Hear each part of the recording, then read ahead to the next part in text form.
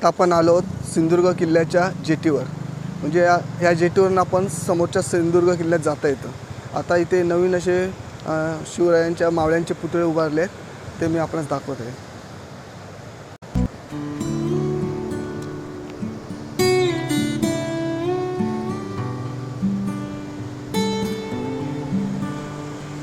हे पुतळे हल्लीच म्हणजे 1 महिन्यापूर्वी उभारलेले इथे.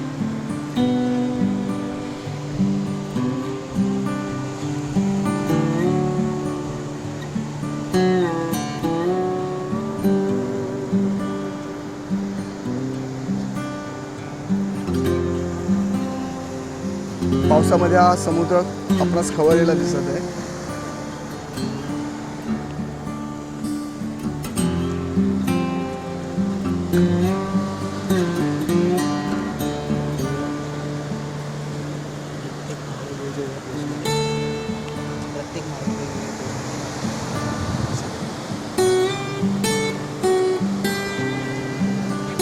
हे जे आपण मावळे पाहतात ते वेगवेगळ्या वेशामध्ये असे उभे आहेत आणि वेगवेगळे त्यांनी असे पोज घेतलेले आहेत.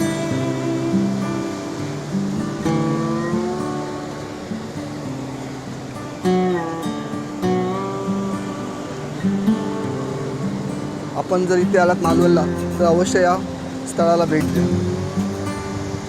पावसात हे सौंदर्य एकदम निसर्गरम्य असं दिसत आहे.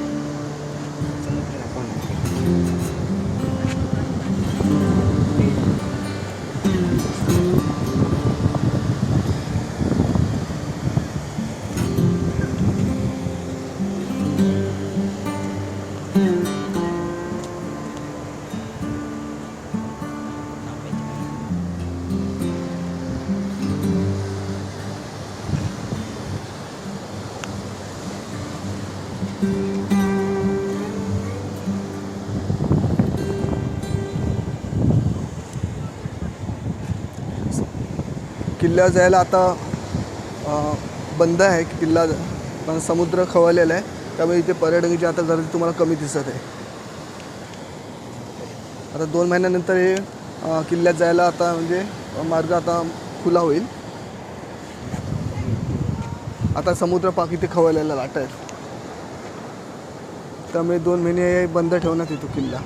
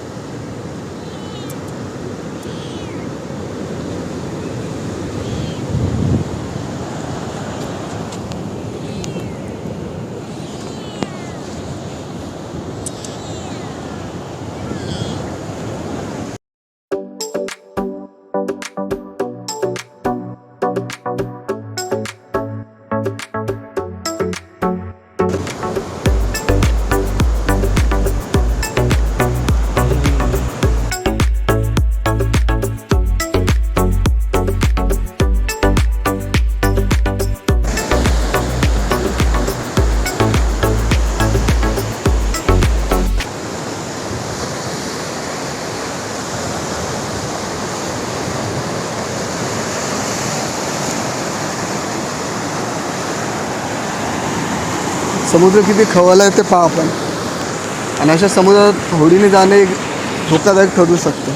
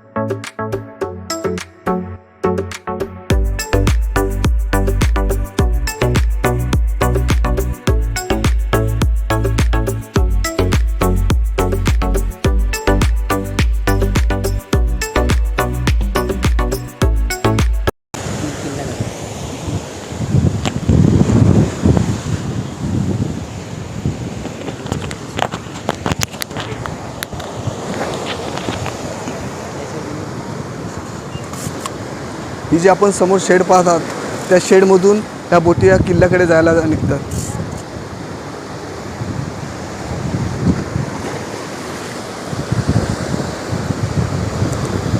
या ज्या काळ्या दगडी बांधल्या आहेत त्या अशा करिता बांधल्या आहेत की जे समुद्राच्या जे लाटा येतात त्या किनाऱ्याला आपटतात, त्याच्यामुळे अशी मातीची धूप होते आणि जमीन खचत जाते. ती जमीन खचू नये म्हणून हे काळे दगडी आहे समोर आपण पाहत त्या उभारलेल्या आहेत.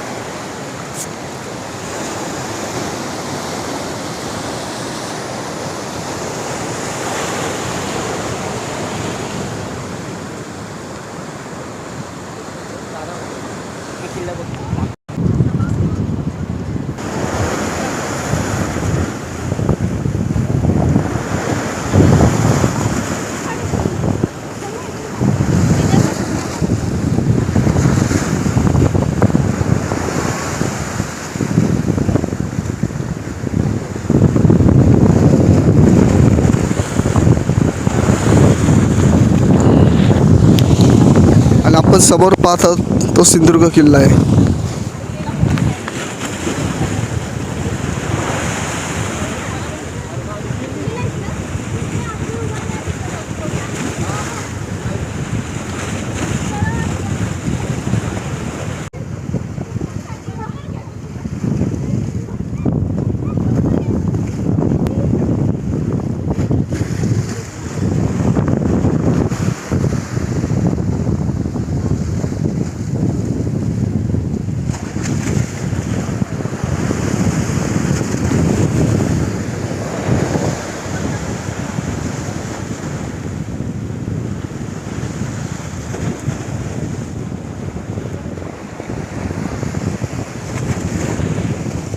ह्या पायरीच्या इथे जी शेवाळ दिसते पहा, अशा ठिकाणी आपण कधी चुकून सुद्धा जायचं नाही, कारण इथे तुम्ही जर समुद्र तळात इथे अशा ठिकाणी आला तर पाय घसरून डायरेक्ट आतमध्ये जाऊ शकता. त्यामुळे आपण आपली स्वतःची काळजी घ्यायची.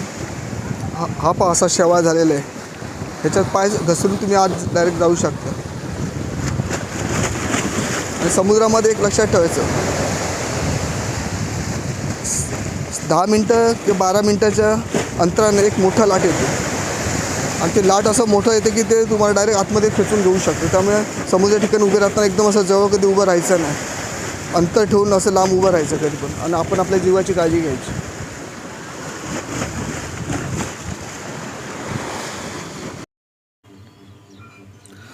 आता आपण समोर जो पाहत आहात ना तो राजकोटचा खडक. या खडकावरच रोहिणी ही प्रवासी बोट आपटली व दुर्घटना झाली होती.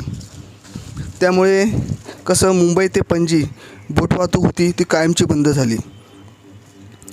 आणि मालवणचे हे बंदर 60 ते 70च्या दशकात कोकणच्या सागरी वाहतुकीचे मुख्य केंद्र होते. पूर्वीच्या काही कसं रस्ते वाहतूक सुरू होण्यापूर्वी बोट वाहतूक हाच मुंबईसारख्या ठिकाणी जाण्याचा एकमेव असा मार्ग होता. आणि मुंबई ते पणजी या बोट वाहतुकीचे मालवण हे प्रमुख केंद्र होते. आणि मालवणचे बंदर दिवसभर चाकरमान्यांच्या वर्दळीने फुलून जायचे. आणि मालवणची जी बाजारपेठ आहे या बोट वाहतुकीवरच अवलंबून होती. त्यामुळे कसं बोट वाहतूक सुरू असताना मालवण शहर गजबजलेले असायचे. परंतु 1972 साली ह्या राजकोटच्या खडकावर आपटून झालेल्या रोहिणी बोटीच्या दुर्घटनेनंतर मालवण जे बंदराला उतरता काळ आली. आणि 1976 साली मालवणची जी बोटीची वाहतूक होती ती बंद झाली कायमची. यामुळे कसं कोकणचा व पर्यायाने मालवणचा सुवर्णकाळ हरपला. तसं बघायला गेलं तर मालवण शहराला फार मोठी ऐतिहासिक पार्श्वभूमी लाभली आहे, कारण याचा इतिहास मालवणच्या बंदराचा सुवर्णकाळ दडला आहे. पूर्वीच्या वेळी कसं मालवणची नाळ मुंबईशी जुळली होती आणि लोक पोटा पाण्यासाठी मुंबई गाठण्याशिवाय दुसरा पर्याय नव्हता. आणि गावात राहून चांगली नोकरी मिळणे कसं दुरापास्त होतं. मुंबईमध्ये गिरणी कारखान्यांच्या ठिकाणी सहज नोकऱ्या उपलब्ध असल्याने काहीतरी आपण कर्तृत्व करून दाखवण्याचं ही स्वप्न होती, म्हणून तरुण मुंबईकडे आकर्षित होऊ लागले. यामुळे प्रत्येक घरातील ना एकतरी तरुण मुंबईला कामानिमित्त स्थायिक झाला होता. यातूनच मुंबईचा मनी ऑर्डरवर येथील अर्थव्यवस्था अवलंबून होती. पूर्वी कसं रस्ते वाहतूक आतासारखी विकसित झाली नव्हती आणि मुंबईकडे जायचं म्हटलं तर युनियनच्या गाडीने कोल्हापूर पुणे मुंबई असा प्रवास करावा लागत होता. खाचखळगेचे रस्ते असल्याने कसं वेळेवर पोहोचण्याची शाश्वती कमी होती. कोकणची माणसे मुंबईला जाण्यासाठी बोट वाहतुकीचाच पर्याय निवडत होती. त्यामुळे मालवणच्या बंदराला व पर्यायाने येथील बाजारपेठेला चांगले दिवस आले होते. साधारण 100 ते 50 वर्षापूर्वी आतासारख्या रिक्षा 6 सीटर किंवा भाड्याच्या गाड्या नसल्याने शहर आणि तालुक्यातून खेड्यापासून येणाऱ्या प्रवाशांसाठी बैलगाडीची सोय असायची. मुंबईतील भाऊचा धक्का येथून साधारण दुपारी 12:30च्या सुमारास पणजीच्या दिशेने निघणारी बोट जयगड, जैतापूर, रत्नागिरी, विजयदुर्ग, देवगड, आचरा आणि मालवण बंदर येथून पणजीला जायची व पणजीहून 11:30-12च्या सुमारास मालवण बंदरात येऊन येथील प्रवासी घेत आणि मुंबईकडे निघायची. मालवण बंदरात बोट येण्याचा एक ठराविक मार्ग होता. मुंबईहून बोट बंदरात प्रवेश करताना राजकोटचा हा जो खडक पाहत आहे त्याला वळसा ती सिंधुदुर्ग किल्ला आणि धोनतारा खडकाला बगल देत आत यायची. शहरातील सोमवारपेठ स्मशानाजवळ सर्वात उंच असलेल्या सुरूच्या झाडात समांतर बोट येथे प्रवेश करायची आणि या ठिकाणाला आजही हिरवी बत्ती असे म्हटले जाते. बोट बंदरात येताना भरती ओटी बघून उभी केली जात असायची, परंतु उभी करताना बोटीचे तोंड हिरव्या बत्तीकडे केले जात असे. बोट बंदरात ठराविक ठिकाणी उभी राहावी म्हणून 100-150 फुटावरच बोटीचे नांगर समुद्राच्या पाण्यात सोडायचे. बोटीवरून प्रवासी आणि त्यांचे सामान आणणारे पडाव प्रथम धक्क्याला लागायचे. त्यात बोटीवरून आपल्या पाहुण्यांना आणण्यासाठी जाणारी आणि या निमित्ताने बोट पाहण्याचा उद्देश असणारी मंडळी असायची. त्यांना 2 आण्यांचा पास काढावा लागत असे. आणि आता मालवण नगर परिषदेच्या सध्याची भाजी मार्केट आहे त्या ठिकाणी बोट वाहतूक करणाऱ्या बॉम्बे स्ट्रीम नेव्हिगेशन कंपनीचे ऑफिस होते. मालवण बंदरात बोट येताना दृश्य देखील एकदम सुंदर आणि असे विलोभनीय असायचे. बोटीची यायची वेळ पहाटेची असल्याने संपूर्ण बोटीतच दिव्यांचा लखलखाट असायचा. पाण्यावर तरंगणारे बोटीचे भले मोठे धूळ पाहून एखादी 3-4 मजली इमारत पाण्यावरून तरंगत येते असा भास व्हायचा. आणि 1965च्या सुमारास बोटीच्या तिकडीचा जो लोअर क्लास होता तो 13 रुपये 10 पैसे होते आणि अप्पर क्लास होता तो 21 रुपये होते आणि केबिनमध्ये जर सीट हवी असते ते 105 रुपये असा दर होता.